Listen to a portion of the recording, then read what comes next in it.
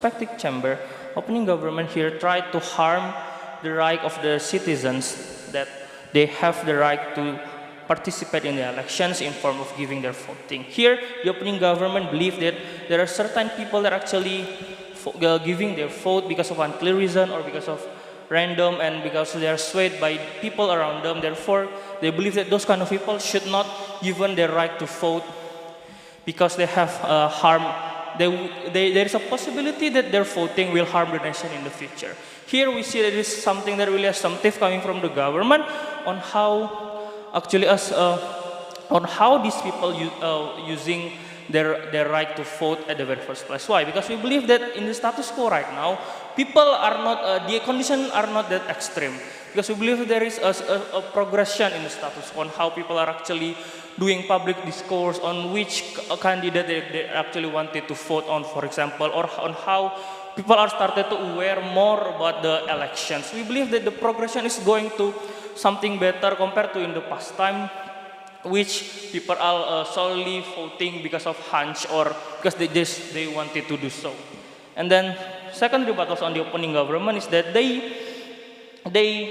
claim that by applying the motions there will be more analytical and objective voting. But we say that this kind of thing is not exclusively exists on the opening government of the House. We believe that under the status quo in which the motion is not yet implemented, we believe that there are already objective and analytical thinking before the voting. We see that on how people are actively sharing their thought on a certain candidate, for example, in social media or in another form of media. We believe that this kind of thing is the proof that the analytical and the objective thinking or analysis exists in our side on the status quo itself.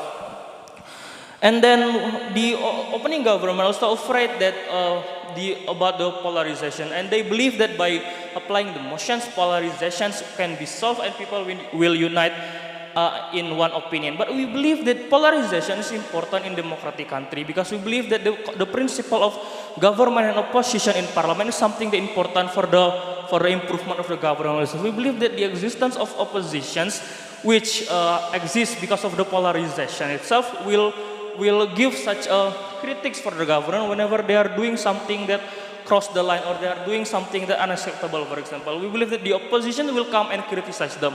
Just to how, for example, in Jokowi's, in the regime of the Jokowi, for example, the opposition giving critics on how the government policy regarding to the monetary, for example, how they critique the development of Indonesian economic is rather slow compared to other countries. We believe that this kind of critique is what a democratic country needs, because a democratic country without a critic is more dangerous for the country, because it can lead to such a one-sided governance by the government itself. Just what usually happen in authoritarian country. And then the opening government also stated that this general knowledge will cover the basic principle and ideology of democracy. But the thing is that those kind of things are not enough in order to solve the problem that they stated, because we believe in status quo right now that basic principle and ideology of democracy cannot analyze on what kind of that candidate is, because we believe that in the current status quo that a lot of candidates that actually hide their intention. For example, in campaign, they said that they will do certain things for the people, they will not commit it in corruption, etc., etc. But the thing is, after they're elected, they're actually lying and they're actually not implementing their agenda or their policy in that what they have started during the campaign period, for example, or they're actually committing into corruptions. And this kind of on how we cannot 100% guarantee the intention of certain candidate, it means that this general knowledge will be useless whenever we are actually implementing it for the voters itself.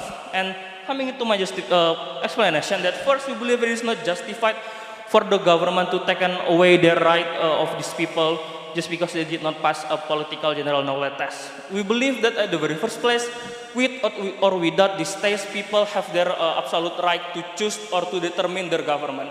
The result of their vote is is up on their hands. Even if they wanted to vote someone just because they wanted to, it is still okay. Why? Because at the very first place, democracy is not about voting the best leader, but we believe that democracy is the real function of democracy is in order to make sure that people get the leader that they wanted to at the very first place. Because let's see what happens. We believe that if the quality of a leader can be measured before they're actually taking the leadership of the country, we cannot determine the quality of leader. Therefore, we believe that preference is something that trying to be protected by democracy, because what people wanted is what more important in democratic country. Therefore, we don't see how it is actually justified to take on someone's rights just because they do something or they are using their rights for what they wanted to. Second, we see that it is not actually necessary. As to how I explained before that the status quo is already progressing enough, we have moved from voting based on hunch or money politics to on open public discourse on the candidate itself. And we see that at the very least now people have a clear distinction between one party and another party, for example, on how people in US know how the ideology of Democrats or the Republicans itself. We see how they actually knows how the intention of PKS or P3 in Indonesia, for example. And this kind of thing is reflected on how a certain region has been the basis of certain party because of the similarity of their interests. West Sumatra in Indonesia, for example, is the basis of PKS because they have a certain an inline interest with this party. This is proof that actually the people have analyzed and have actually objectively choose a certain party because of their interest, or they are actually trying to educate themselves in terms of the politics itself. Not to mention Obama and Kamala Harris, regardless of their gender and their race, they're actually being elected by the people. Means that we are actually already progressing in terms of our political knowledge and our political movement itself. Therefore, here, opening opposition believe that it is not really necessary for the government to apply the motion, and second, it is not, at the very first place, it is not justified. Therefore, we proud to oppose this motion. Thank you.